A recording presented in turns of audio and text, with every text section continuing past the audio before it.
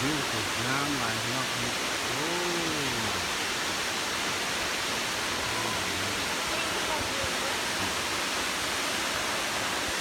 เดี๋ยว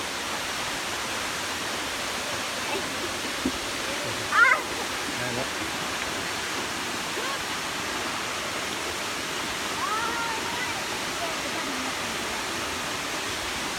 น้ำแบบพี่น้องน้ำไหลเนาะ beautiful so beautiful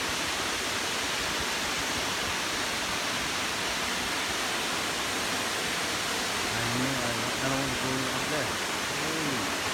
ยังเป็นจอดเลยลงไปเลยรถขึ้นมาที่ตลาด